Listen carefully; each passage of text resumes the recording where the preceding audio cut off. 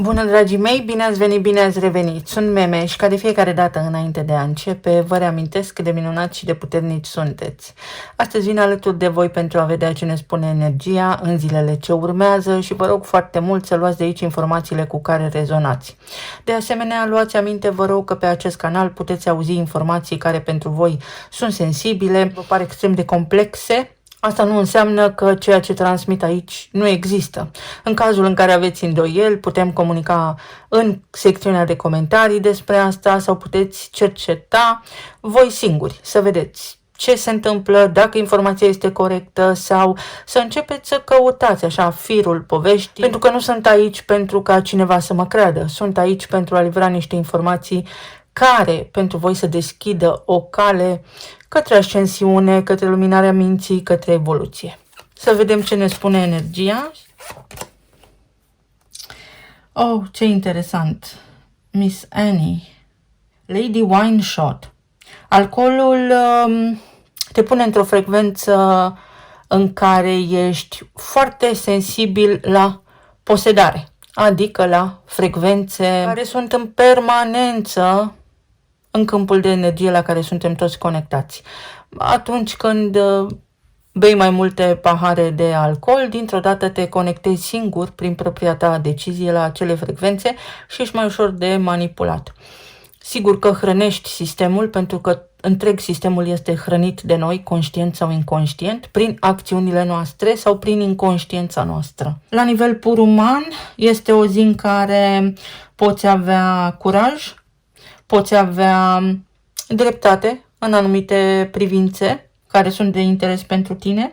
Este o zi în care poți dovedi niște lucruri. Este o zi în care, dacă ai lucruri de rezolvat, îți ies în cale oamenii potriviți ție. Poți găsi experții, poți găsi oamenii specializați în anumite domenii care să te ajute să realizezi niște lucruri. De asemenea, este o zi cu precizie maximă, este o zi în care ți se pot confirma foarte multe lucruri.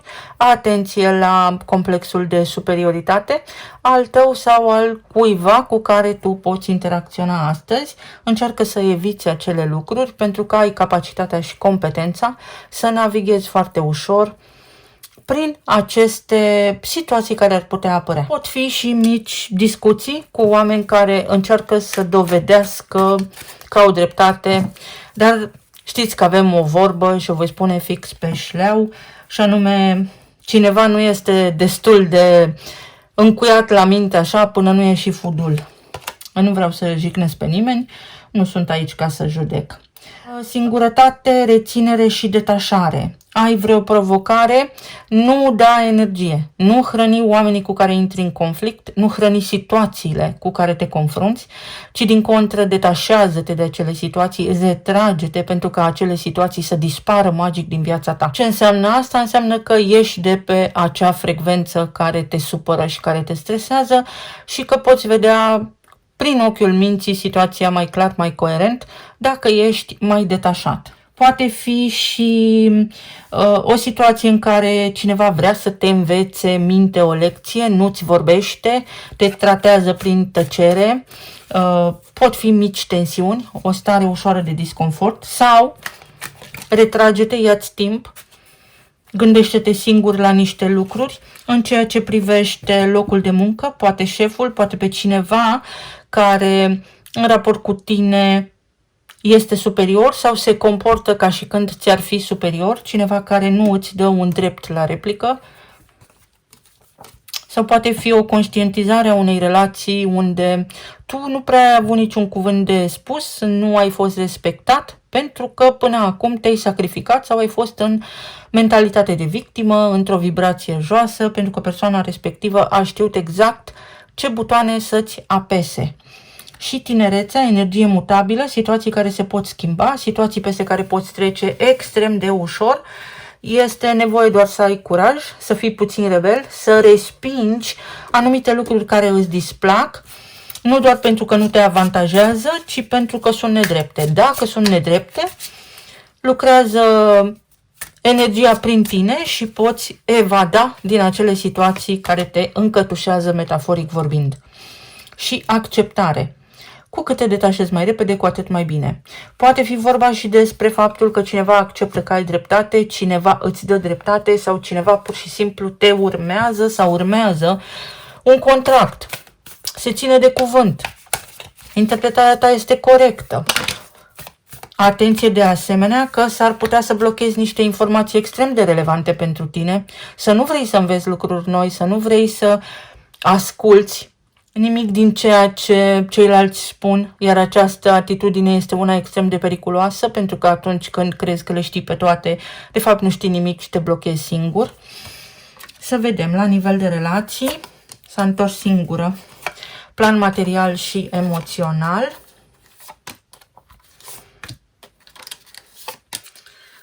Mai poate fi vorba și despre faptul că dacă există în familie, în cuplu, să spunem așa, o dinamică în care unul este mai dominant și conduce, uite că aveți acum ocazia să vă vedeți fiecare voi pe sine, separat, să înțelegeți prin ochii celuilalt, prin, să spunem așa, feedback-ul, prin părerea celorlalți despre voi, realitatea sau o realitate mai obiectivă. Avem fiecare dintre noi momente de subiectivitate. La nivel de relații, 7 de cupe, pajul de spade, pajul de cupe. Să spun sau să nu spun. Este o zi în care există tentații de tot felul. Tentația de a spune niște lucruri pentru că oamenii consideră că asta este bine să facă. Poate fi, într-adevăr, un rezultat extrem de bun în urma acestei decizii, în urma faptului că ai avut încredere să spui ceea ce ai pe suflet sau ceea ce te doare sau ceea ce vrei să transmiți, iar asta îți va aduce ca și investiție, să spunem, prin efectul de bumerang, ceea ce îți dorești. Poți în sfârșit să prinzi curaj să spui niște lucruri sau poate fi vorba despre o zi în care să clarifici ceva, o zi în care ceea ce spui atinge niște corzi sensibile ale oamenilor cu care interacționezi în această perioadă. Mai poate fi vorba și despre faptul că foarte mulți dintre voi sunteți extrem de tensionați și pentru a reuși să depășiți anumite obstacole sau anumite situații, ideal ar fi să fiți ca niște copii, pentru că bețivii și copiii spun adevărul și cumva au această capacitate de a merge fix către rezultat, punct ochit, punct lovit. Poate fi vorba despre o mică confuzie, ce-o fi vrut să spună, sau despre o interpretare greșită a unei informații, despre o conversație, un mesaj pe care îl primești și aici este un mic pericol, să spunem, la care ar trebui să fim atenți, pentru că apare această carte a tinereții, nu avem toate datele problemei, ceva nu este la maturitate, adică nu avem toate informațiile necesare pentru a trage concluzia potrivită. Cauți niște informații, vrei să faci niște lucruri, parcă nu ai toate datele acolo pentru a lua decizia potrivită în acest moment. Și poți să accepti asta, tendința va fi să joci cartea așa cum o ai și de acolo să se rostogolească așa un bolovan fără intenția ta și să nu reușești ceea ce ți-ai propus, sau poți fi un maestru, pentru că asta ne spune energia, te poți retrage puțin, îți poți lua câteva minute, o oră, două de gândire, poți căuta niște informații în plus pentru a te asigura că ceea ce spui, ceea ce transmiți, ceea ce vrei să faci, îți aduce și rezultatul pe care îl cauți. Regina de spade.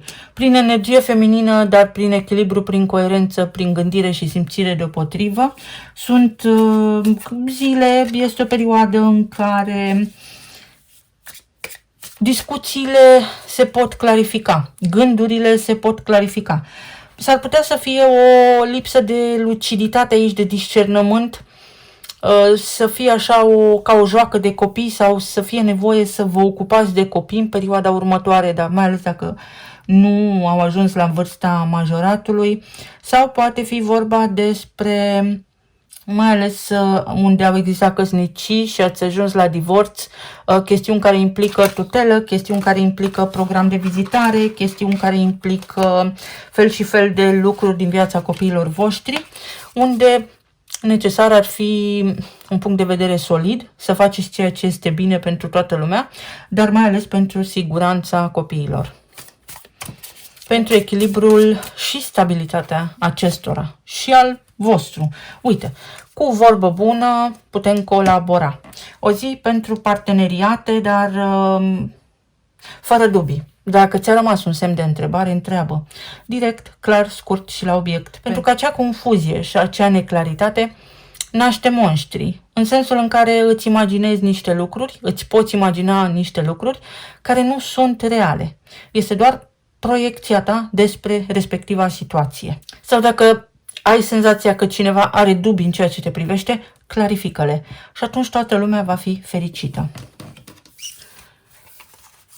Pe zona planului financiar s-ar putea să fie câteva zile în care situația se repetă sau există o perioadă așa ca un prag pe care să-l treceți pentru că sunteți puțin strâmtorați.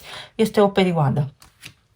Este doar o perioadă și trece și aceasta. Încercați să nu cheltuiți pe lucruri care nu sunt neapărat utile în perioada aceasta pentru a putea să vă reveniți, să vă regenerați la nivel financiar. Pe de altă parte, există o șansă extraordinar de bună să vă reveniți financiar, să ieșiți din această stare de izolare, această perioadă de austeritate, să-i spunem așa, pentru că prindeți încredere și materializați lucruri noi sau dacă vă căutați de lucru într-un domeniu în care ați lucrat de o viață, se cere o schimbare, se cere schimbarea despre care tot vorbesc, adaptarea și să fiți flexibili. Sau să fiți flexibili în abordarea modului în care încercați să rezolvați sau încercați să faceți niște lucruri care au această implicație de natură financiară. 4 de bâte. O bucurie, reușiți să rezolvați niște lucruri, pot fi niște discuții, mai ales pentru aceia dintre voi care lucrați de acasă, aici să fie ceva provocări, să fiți chemați la birou sau să existe o provocare în ceea ce privește sarcinile pe care le aveți la locul de muncă, să vi se aloce mai multe responsabilități față de ceea ce ar trebui să faceți în mod normal și să aveți așa o stare de tensiune. Sunt două lucruri pe care le puteți face. Să acceptați sau să priviți aceste lucruri ca și un copil.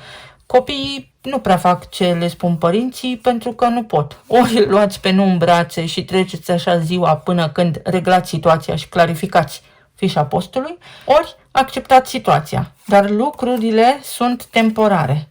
Luna, cred că așa a apărut și ieri, și împăratul. Dacă există confuzie, vi se vor pune în brațe foarte multe lucruri. Dacă există confuzie și nu înțelegeți niște facturi sau nu înțelegeți niște lucruri care au implicații economice, financiare, întrebați. Pe de altă parte, puneți piciorul în prag. Aici energia vă spune. În domeniul profesional este o zi în care să puneți piciorul în prag și s-ar putea să fie nevoie să spuneți nu. Să aveți curaj să spuneți nu. Indiferent de ce se întâmplă în jurul vostru, voi veți ști mai bine. Iar la nivel emoțional avem diavolul, steaua și 6 de bâte. Aici avem Capricornul, aici avem Vărsătorul. Ambele arhetipuri sunt guvernate de Saturn. Iar 6 de bâte este o carte a leului. Când Jupiter va intra în leu. În vară Jupiter intră în leu. Expansiune, generozitate. Atenție că s-ar putea unii dintre voi să trăiți în căldura momentului. S-ar putea să fie o perioadă în care să fiți într-o zonă de confort exagerată și tot ceea ce auziți în jurul vostru despre viitor, despre evoluție, să treacă ușor pe lângă voi, să nu creeze niciun fel de impact totuși în conștiința voastră, iar acest lucru nu vă va avantaja pe termen lung. Pe de altă parte, poate fi o perioadă în care vă hotărâți să vă asumați o responsabilitate asupra propriei voastre vieți. În altă ordine de idei, Capricornul are legătură și cu instituțiile, s-ar putea să fie vorba despre asigurări medicale, despre decontare a unor analize, despre niște lucruri care, sau pentru care trebuie să luptați puțin, să dați puțin din coate, sau niște asigurări, niște beneficii, să spunem, să insistați. să vă obțineți drepturile, să obțineți ceea ce vi se cuvine.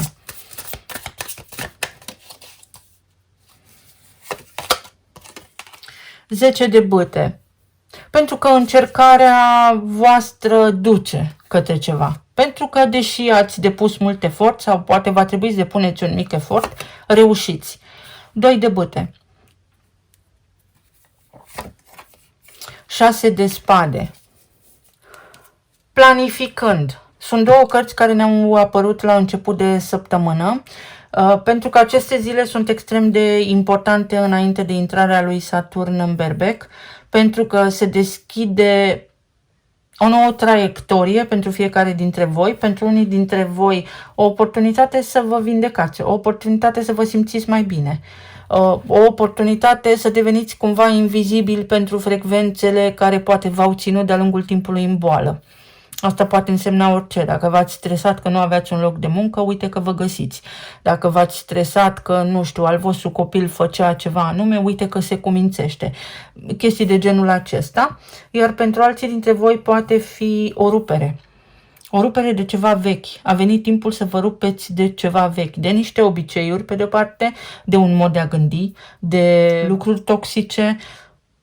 Poate să începeți să țineți o dietă, pentru că aici s-ar putea să fie prea multă mâncare pentru un singur corp, în unele cazuri, să fiți atenți la alimentația voastră, o relocare, o schimbare, un schimb de locuință, o vânzare de imobil sau, în sfârșit, iau decizia să mă mut, ne mutăm, ne relocăm, ne schimbăm casa, domiciliul.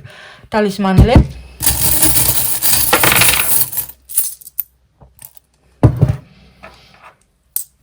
Puteți rezolva niște lucruri, puteți chiar trece peste încăpățânarea cuiva, fără frică, pentru că, uite, reușiți, se ajunge la aceeași concluzie.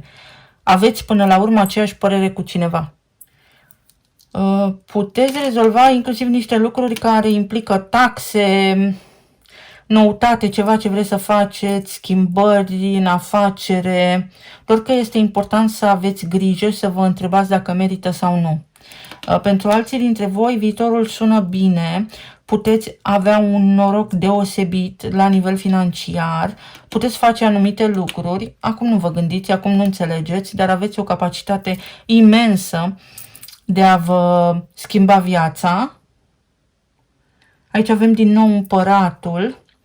Poate fi, în sfârșit, cineva ia o hotărâre importantă în ceea ce vă privește, în ceea ce privește relația cu voi, poate fi orice fel de relație, însă energia se duce, este îndreptată așa către parteneriate, către cupluri care se pot vindeca, cupluri care în această perioadă sunt bine, sunt mai bine, nu ridică semne de întrebare sau nu există provocări majore pe relațiile acolo unde există iubire, nu pe orice relație. Norocul. Aveți noroc. Aveți o șansă, apare o șansă. Șansa ca cineva să se înduplece, șansa ca cineva să cedeze, șansa ca cineva să nu vă mai streseze inclusiv. Numărul 11. V-ați obișnuit cu niște lucruri. Reacționați, gândiți și răspundeți din obișnuință. Poate are vreo relevanță pentru cineva. Inițialele sunt D, K și Y. Cheia. Downloadează cheia. Îți apare șansa. Descarcă șansa tu din eter. Creează-ți ocazia. Nu există o ocazie potrivită. Aici din nou apare copil. Poate fi, exact cum am spus, în unele cazuri un divorț unde se stabilește acum domiciliul minorului. Lucrurile se așează până la urmă. Pentru alții dintre voi este o perioadă în care vi se recomandă să fiți blânzi, să vă detașați de tot, acceptați. Bun, dacă ți-ți lipsește o țiglă, ce treabă am eu cu acoperișul tău? Exact așa. Pentru alții dintre voi este o situație la care ideal ar fi să fiți atenți precum urmează. Pe afară este vopsit gardul, înăuntru leopardul. Situația nu este ceea ce pare. Nu vă lăsați înșelați. nu vă lăsați păcăliți. Și un cod, este un cod. Atenție în primul rând la codurile PIN și așa mai departe, nu le încredințați, nu răspundeți la mesaje și așa mai departe, atenție la fraudă. Iar pe de altă parte, este o cheie de succes, este o oportunitate extraordinar de mare. Vi se oferă șansa. În urma acestei oferte, ideal ar fi să analizați foarte, foarte bine ce vreți să faceți și către ce direcție să vă îndreptați. Vă mulțumesc foarte mult. Vă doresc să aveți o zi minunată, o seară minunată, să ne reauzim cu bine și data viitoare. Pa, pa!